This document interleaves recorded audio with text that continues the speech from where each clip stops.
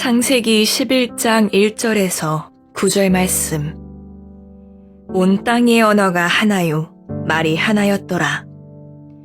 이에 그들이 동방으로 옮기다가 시날 평지를 만나 거기 거류하며 서로 말하되, 자, 벽돌을 만들어 견고히 굽자 하고, 이에 벽돌로 돌을 대신하며 역청으로 진흙을 대신하고, 또 말하되, 자, 성읍과 탑을 건설하여 그 탑 꼭대기를 하늘에 닿게 하여 우리 이름을 내고 온 지면에 흩어짐을 면하자 하였더니, 여호와께서 사람들이 건설하는 그 성읍과 탑을 보려고 내려오셨더라. 여호와께서 이르시되, 이 무리가 한 족속이요 언어도 하나이므로 이같이 시작하였으니 이후로는 그 하고자 하는 일을 막을 수 없으리로다.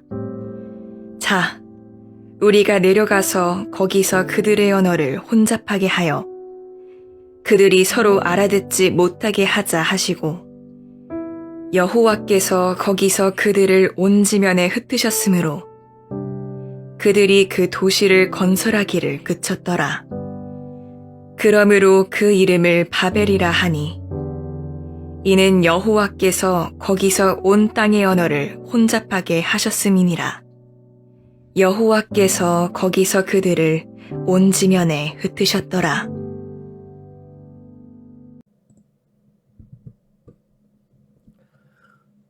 샬롬. 오늘도 하나님의 말씀으로 하루를 시작하시는 여러분들에게 하나님의 은혜와 평강이 충만하게 넘치시기를 간절히 축복합니다. 2025년 1월 29일 우리 또 구정 설날 아침 창세기 11장 1절에서 9절 말씀을 가지고 부르심의 시작, 흩어짐이라는 제목을 함께 말씀 나누도록 하겠습니다. 외국에서 사니까 더 그런데요. 우리가 의사소통이 가능하다는 것이 얼마나 행복한 일입니까? 언어가 통한다는 것만큼 참 소중한 것이 없죠. 우리가 이 외국에서 살고 있습니다만, 우리가 외국인이지만 여기선 체코 사람이나 또 다른 사람 만나는 순간부터 가슴이 두근두근거리고, 그죠? 혹시나 눈이 마주치고 나에게 말을 걸지 않을까, 그런 조마조마한 마음이 있습니다. 언어가 하나고 말이 하나여야 함에도 가까운 가정만 보아도 이 말이라는 것이, 그리고 말이 통해도 또 하나가 된다는 것이 결코 쉽지가 않습니다. 아무리 아담과 하와가 한 몸이라 한들 그들의 인류 최초의 부부싸움을 통해서 알 수 있듯이 말로 서로를 탓하기 시작하면 나뉘기 마련이다라는 것이죠. 서로 간의 완벽한 소통은 가장 완벽한 관계라는 것을 이야기해 줍니다. 그러나 이제 온 땅의 언어가 혼잡해졌죠. 언어가 혼잡해지면서 관계 또한 복잡해졌습니다. 오늘 말씀을 통해서 하나님께서 우리에게 이 아침 말씀하시는 것이 무엇인지 함께 나누고, 귀한 말씀을 통해서 오늘 하루도 하나님의 말씀과 동행하는 귀하고 복된 하루 되시기를 다시 한번 주님의 이름으로 축복합니다. 오늘 본 말씀 통해서 우리가 첫 번째로 기억해야 될 것은 하나님의 심판과 보호의 의미입니다. 여러분, 사람은 이름대로 살죠. 아이를 가지면 태명을 짓고, 또 아이가 태어나면 대부분 한 달 내에 이름을 짓고 불러줍니다. 아이에게 이름을 불러줌으로써 그 아이는 완전한 인간으로 인정받기 시작하는 거예요. 정말 살면서 이름의 중요성이 얼마나 큰지 사람들은 예로부터 그 이름의 중요성을 생각해 왔습니다.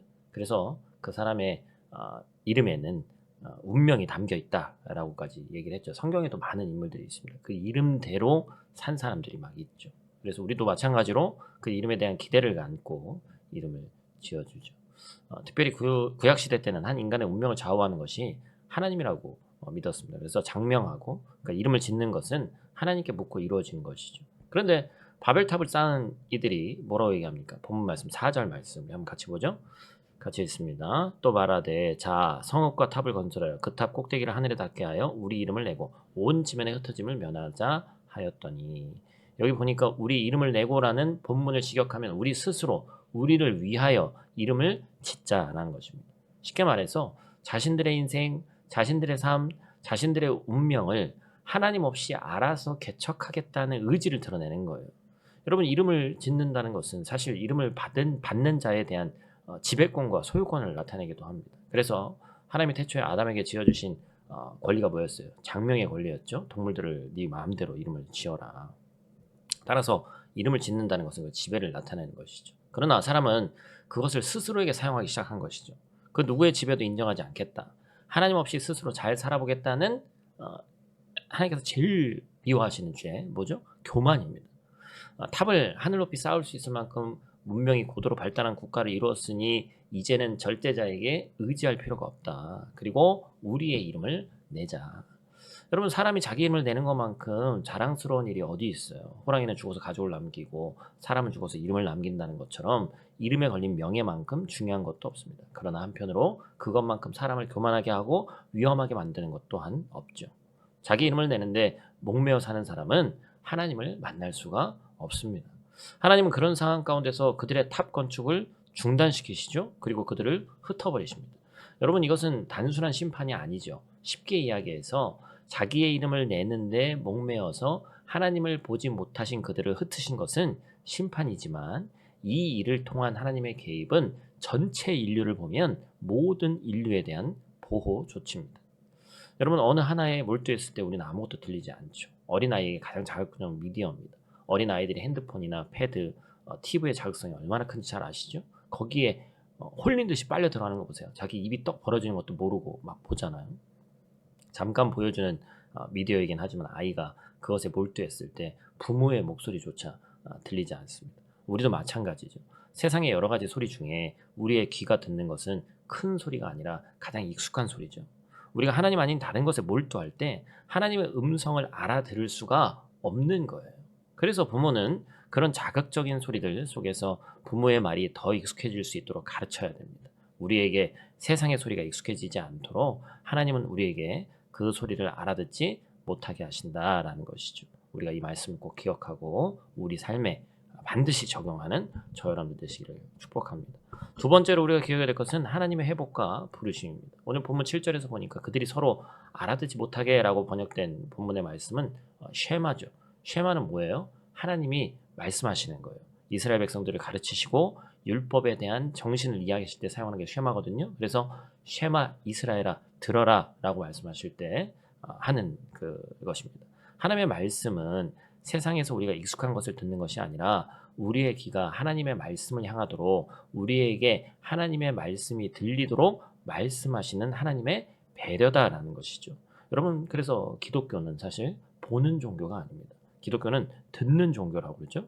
눈으로 보이는 것보다 우리에게 중요한 것은 귀로 듣는 하나님의 말씀이어야 된다. 세상에 보여야 하는 탑이 우리 신앙의 정점이 아니어야 된다는 것이죠. 우리들의 삶을 통해서 복음이 이 땅 가운데 들리도록 살아야 합니다.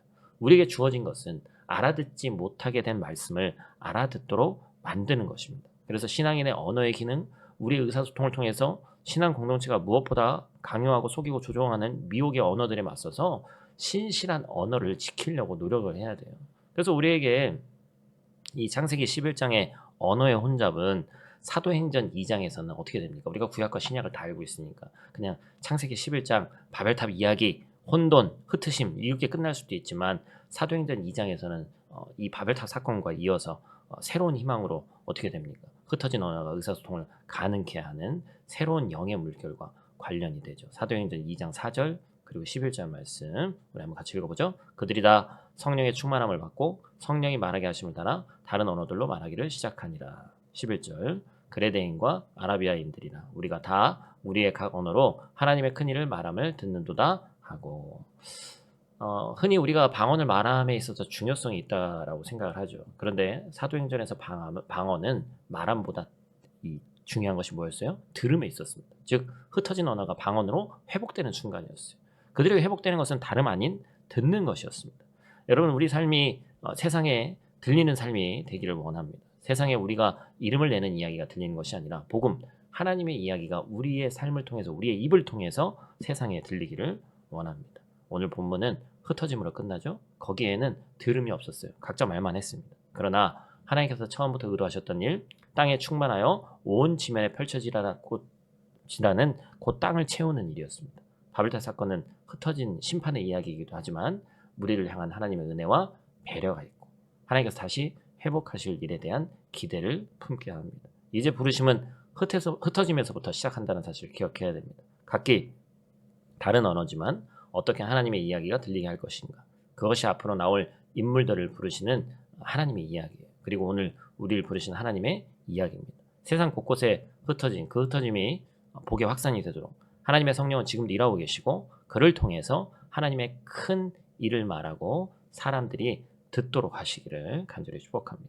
사랑하는 성도 여러분, 오늘은 설 명절입니다. 우리가 해외에서 살기 때문에 누가 어디 뭐 여행 오시지 않는 한 같이 있을 수 없는데 우리가 각자 흩어져 사는 모든 친척들이 모여서 공동체를 이루어 행복한 그런 나누는 명절이지만 우리는 하나님과 더욱더 가까워지는 오늘 하루 되시길 바라고 또 가능하다면 이제 한국에 있는 뭐 부모님 또 여러 친지들 연락도 하지만 이곳에 있는 우리 프라하에 있는 사랑하는 지체들에게 한 번 더 연락하고 우리가 주 안에서 이 땅에서는 한 가족이다라는 사실을 잊지 않는 저와 여러분들 되시기를 간절히 축복합니다. 그리고 그때마다 복음이 흘러넘치고 여러분들이 축복의 통로로 사용되어서 우리 가까운 이들 꼭 교회 다니는 사람만 연락드리라는 게 아니에요.